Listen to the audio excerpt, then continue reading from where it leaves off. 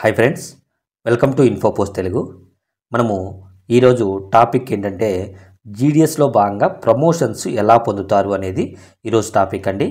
మీకు ఈ టాపిక్ వివరించే ముందు ఒక్క విన్నపం, ప్లీజ్ నా కంటెంట్ మీకు ఏ టైంలో అయినా నచ్చినట్లయితే ప్లీజ్ లైక్ చేయండి.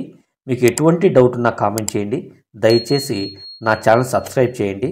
మీరు ఇచ్చే ఈ మోటివేషన్ అనేది నేను ఇంకా ఫర్దర్గా మంచి మంచి వీడియోస్ మీ ముందుకు తీసుకొస్తుంటాను. ఓకేనా?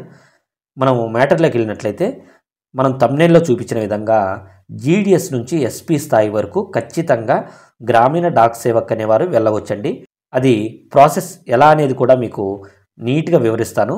బీపీఎం, ఏబీపీఎం, డాక్ సేవక్ వీరి ముగ్గురు కూడా గ్రామీణ డాక్ సేవక్లో భాగము. గ్రామీణ డాక్ సేవక్ జాబ్ అనేది గవర్నమెంట్ ఉద్యోగం కాదండి, అంటే సెంట్రల్ గవర్నమెంట్ ఉద్యోగం కాదు. సెంట్రల్ గవర్నమెంట్ తరపున ఒక కాంట్రాక్ట్ పద్ధతిలో ఉండే ఉద్యోగం అని చెప్పుకోవచ్చు, టెంపరీ అని చెప్పవచ్చు. ఎందుకంటే మనకు సెంట్రల్ గవర్నమెంట్ అలవెన్స్లు ఉంటాయి తప్ప సెంట్రల్ గవర్నమెంట్ ఎంప్లాయీ అనే మనకు స్టేటస్ అనేది ఉండదు. కాబట్టి మీరు ఆ స్టేటస్, ఆ గుర్తింపు తెచ్చుకోవాలంటే ఖచ్చితంగా ప్రమోషన్స్లో స్థాయికి ఎదగాలన్నమాట.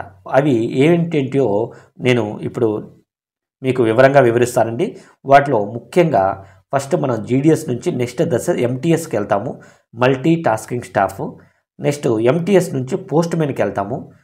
నెక్స్ట్ పోస్ట్ మెన్ నుంచి PA, postal assistant. Next postal assistant క్యాడరే ఎస్పీఎం కూడా, సబ్ పోస్ట్ మాస్టర్. ఈ రెండిట్లో ఏదైనా మనము ఎంచుకోవచ్చు. నెక్స్ట్ దీని తర్వాత ఐపీఓ అంటారండి, inspector of post offices. IP తర్వాత డివిజన్ హెడ్ అయినటువంటి SPO, superintendent of post offices.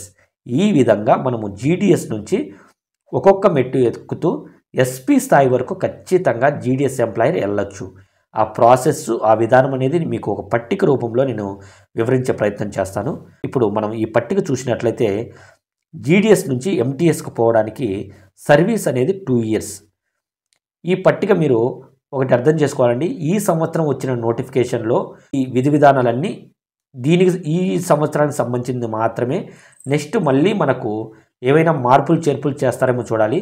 ఎందుకంటే ఈ సంవత్సరము పోస్టులు ఎక్కువ, అభ్యర్థులు తక్కువ ఉన్నారనే ఉద్దేశంతో మనకు గవర్నమెంట్ అనేది ఒక సంవత్సరము సర్వీస్ అనేది తగ్గించింది. అది మీరు గుర్తుంచుకోవాలి. ఒకవేళ తర్వాత నోటిఫికేషన్లో మనకు క్లారిటీ వస్తుంది. అప్పుడు ఏమైనా ఇయర్స్ చేంజ్ చేస్తే నేను అప్పుడు మీకు ఖచ్చితంగా అప్డేట్ ఇస్తాను. ఓకేనా? ప్రస్తుతానికైతే దీన్ని మనము బేసిక్గా తీసుకుందాం. ముందుగా జీడిఎస్ నుంచి ఎంటీఎస్కి పోవాలంటే సర్వీస్ అనేది 2 years ఉండాలి. ఎడ్యుకేషన్ క్వాలిఫికేషన్ 10th ఉంటే సరిపోతుంది. లెవెల్ 1గా మనల్ని పరిగణిస్తారు. బేసిక్ పే అనేది 18,000. అంటే బేసిక్ పే అంటే ఓన్లీ ఫస్ట్ బేసిక్ పే 18,000 ఉంటుంది. దీంట్లో డిఏ 50%, అంటే మనకు 9,000 డిఏ వస్తుంది. మొత్తం కలిపి 30,000 to 35,000 మనకు ఎంటీఎస్ శాలరీ అనేది ఉంటుంది. అంటే అలవెన్స్లు ఉంటాయి, వాటితో కలిపి నేను చెప్తున్నాను. ఓకేనా? నెక్స్ట్ జీడిఎస్ నుంచి పోస్ట్ మ్యాన్. జీడిఎస్ నుంచి డైరెక్ట్గా పోస్ట్ మ్యాన్కి వెళ్ళాలి అంటే 4 years. మీరు ఇక్కడ గమనించాలి, జీడిఎస్ నుంచి ఎంటీఎస్కి అయితే 2 years, జీడిఎస్ నుంచి పోస్ట్ మ్యాన్కి అయితే 4 years. అదే ఎంటీఎస్ నుంచి పోస్ట్ మ్యాన్కి అయితే 2 years సరిపోతుంది. ఇది కూడా మీరు గమనించాలి. ఓకేనా? నెక్స్ట్ మనకు ఎంటీఎస్ నుంచి పోస్ట్ మ్యాన్కి మీరు జీడిఎస్ నుంచి ఎంటీఎస్కి వెళ్ళొచ్చు, జీడిఎస్ నుంచి పోస్ట్ మ్యాన్కి వెళ్ళొచ్చు.